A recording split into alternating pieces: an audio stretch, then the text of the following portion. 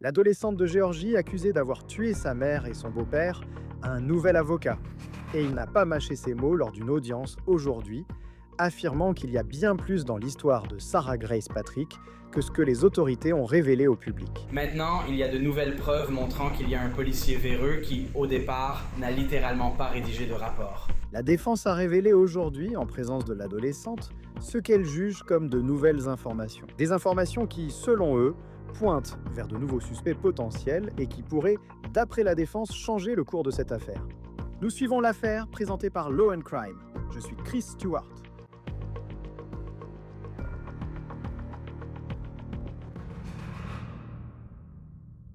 Sarah Grace Patrick est en prison depuis environ un an. Elle a été arrêtée et accusée des meurtres de sa mère et de son beau-père en juillet 2025.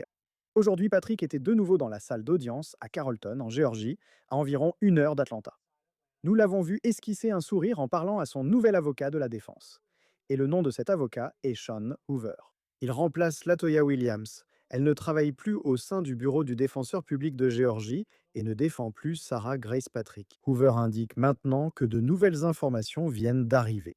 Mais maintenant, ils sortent de l'ombre en disant qu'il y a peut-être d'autres armes, peut-être d'autres suspects, peut-être d'autres contacts, peut-être d'autres liens que personne ne connaissait jusqu'à présent. Donc pour l'instant, le procès est prévu pour commencer le 3 août.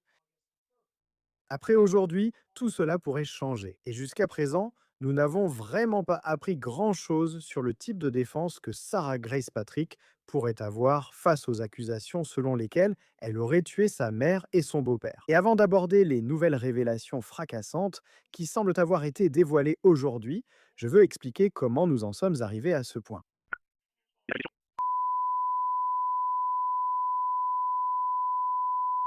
Près de Willie Walker Road, lié à un arrêt cardiaque. Le 20 février 2025, un appel parvient aux opérateurs du numéro d'urgence. C'est un appel pour un arrêt cardiaque. Référence à un arrêt cardiaque. Il est dit que la mère et le beau-père,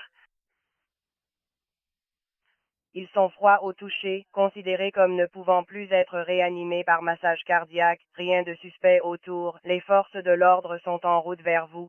Nous n'avons pas entendu l'appel au numéro d'urgence qui a été passé depuis la maison de James et Kristen Brock, mais nous savons que l'appelante était Sarah Grace Patrick, âgée de 17 ans. Elle aurait déclaré à la police que c'est sa sœur de 6 ans qui a trouvé leurs parents abattus dans leur chambre. L'opérateur indique que l'appelante, Sarah Grace Patrick, a déclaré que les Brock étaient froids au toucher et qu'elle n'a rien vu de suspect autour d'eux. Nous avons couvert cette affaire en détail depuis l'arrestation de Sarah Grace Patrick l'année dernière. Donc, pour voir nos précédents reportages et nos interviews avec certaines des personnes importantes de cette histoire, vous pouvez consulter le dossier de l'affaire Sarah Grace Patrick, qui se trouve sur l'application Law & Crime Plus. Revenons donc à ce jour-là, le 20 février.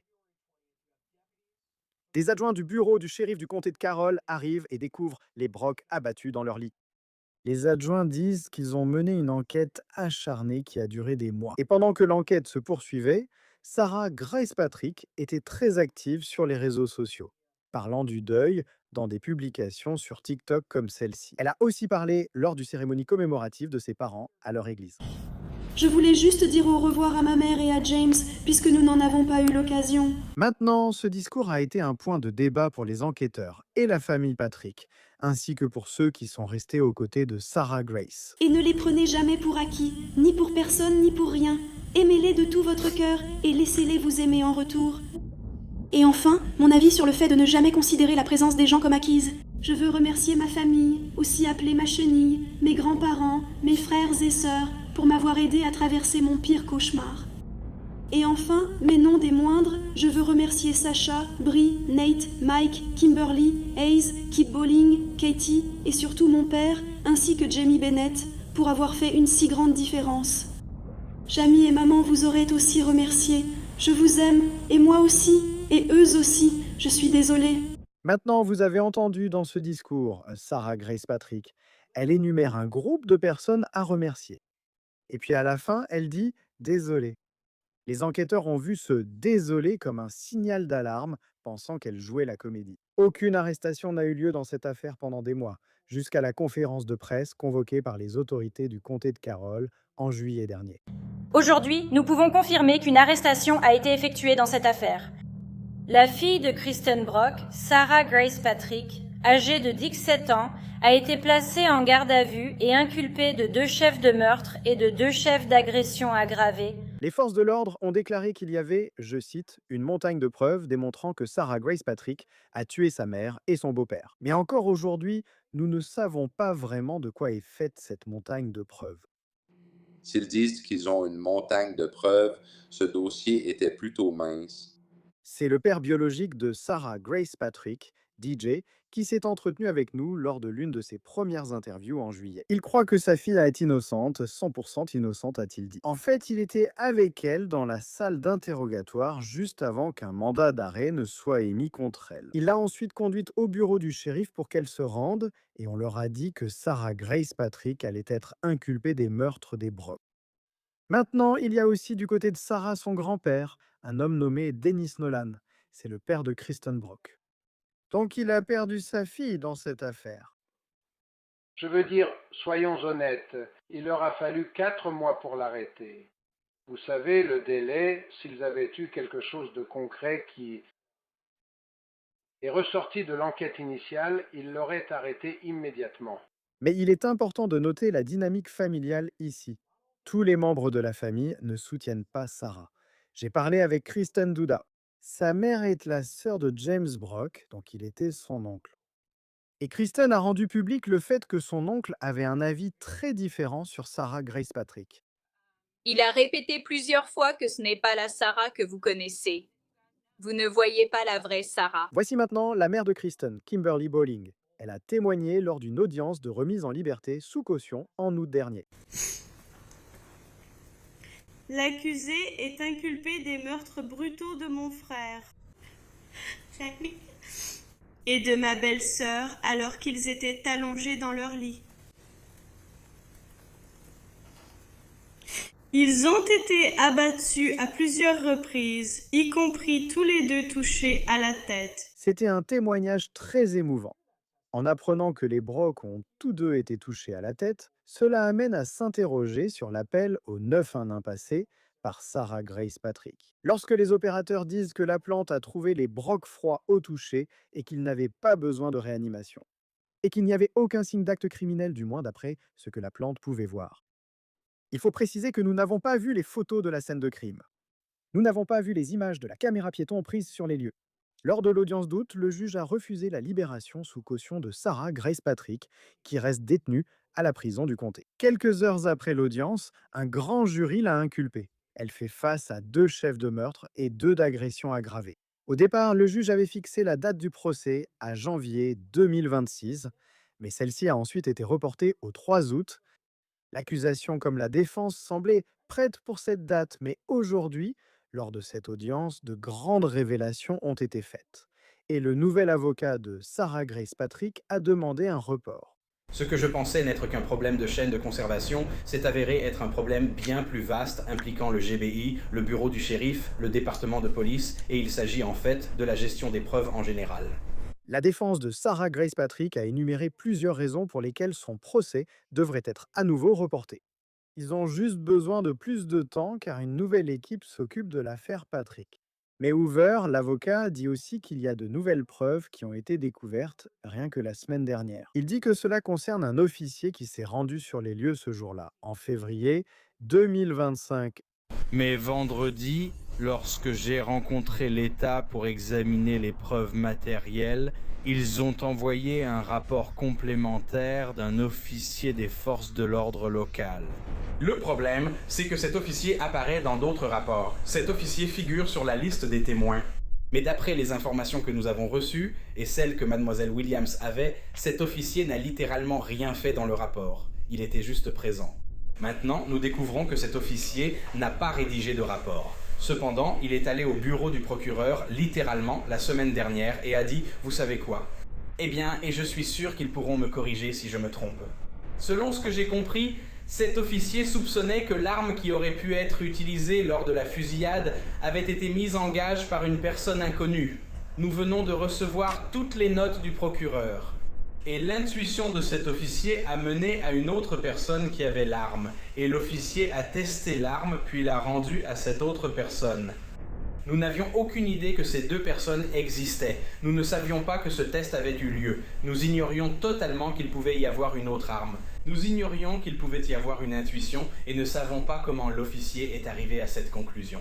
Il est important de noter que c'est la première fois que nous entendons vraiment parler d'une arme du crime présumée dans cette affaire. Quand nous avons interrogé les forces de l'ordre pour savoir s'ils avaient l'arme du crime, elles ont refusé de répondre.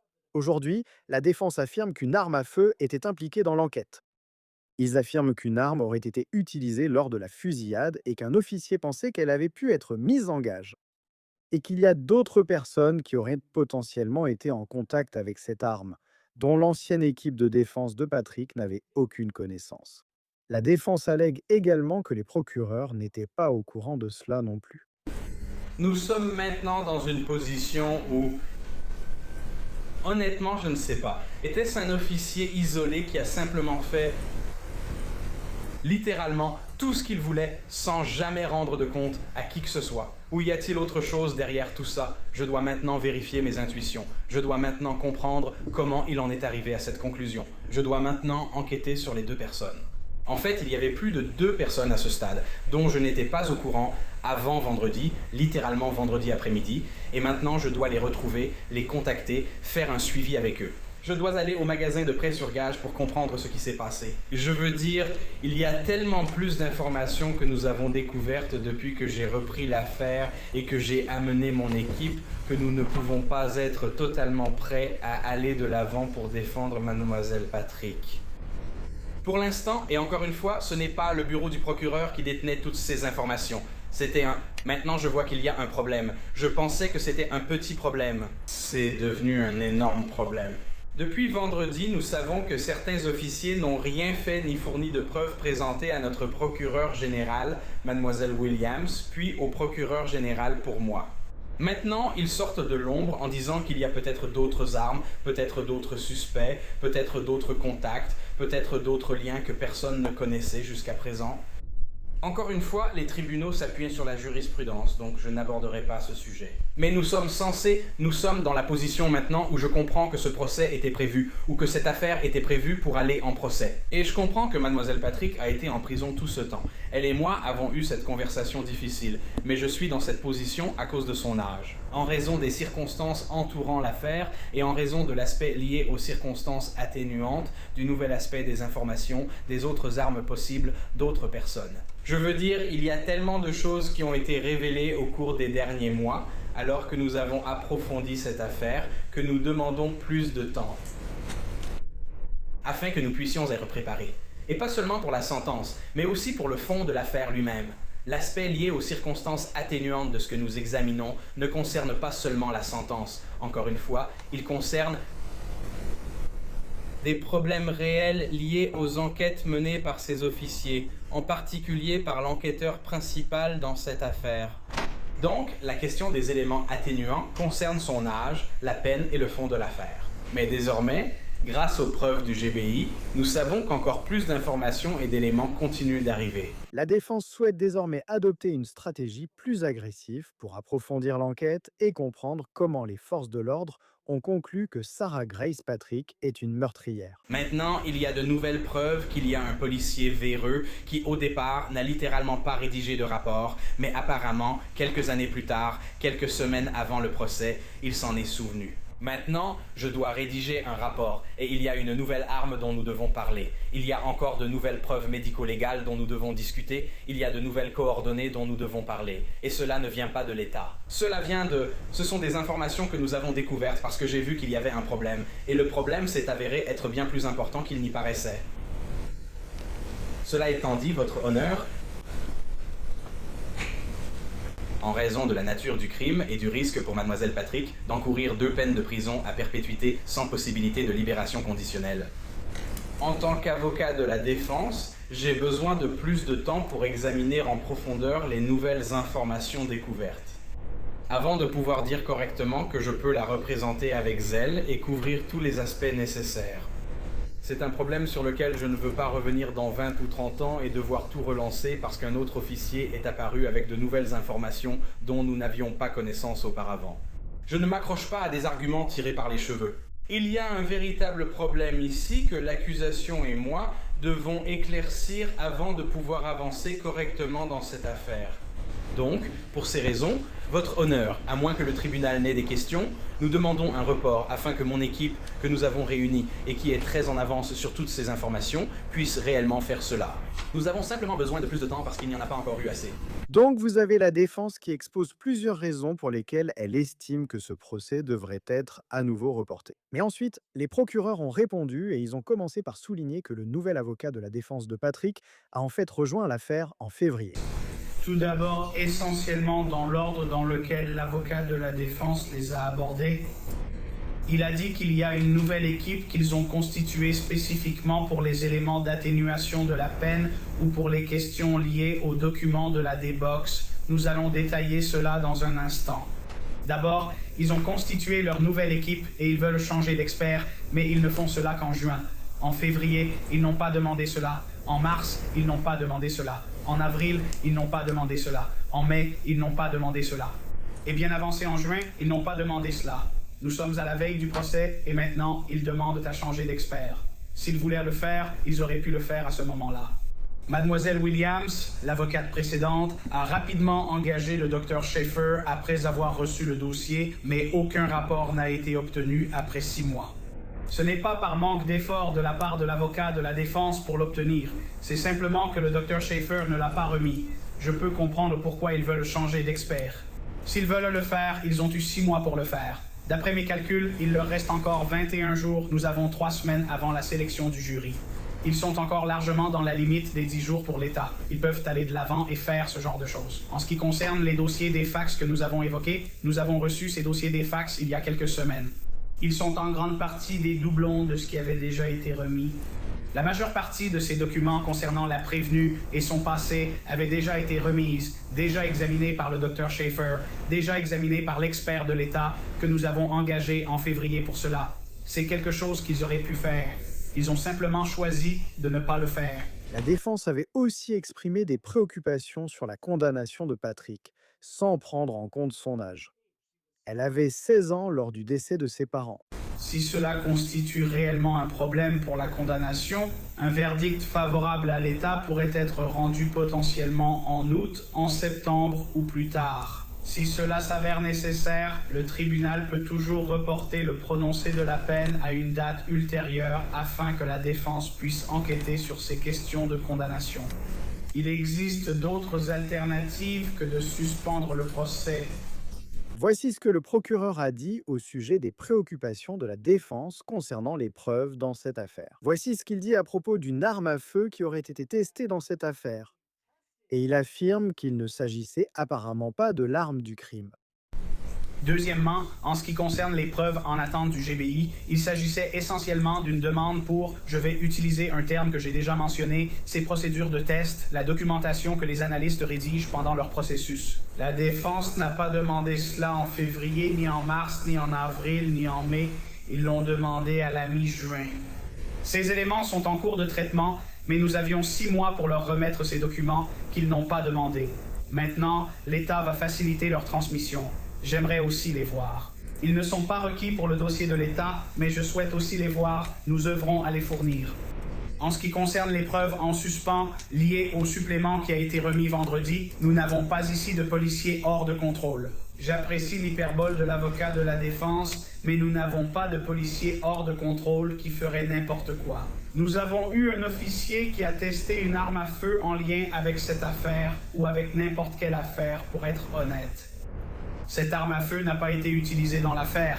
Elle a été testée selon toutes les procédures, vérifiée dans la base NIBIN et n'est pas liée à l'affaire. Plusieurs armes à feu ont été testées dans le cadre de cette affaire. Aucune d'entre elles n'est l'arme en question. C'est juste l'une de celles dont la défense n'avait pas connaissance avant vendredi. C'est exactement la même chose que toutes les autres armes à feu que nous avons. Il y aura potentiellement 2 nouvelles pistes à suivre, mais ce sont des agents des forces de l'ordre. Ils seront présents ici.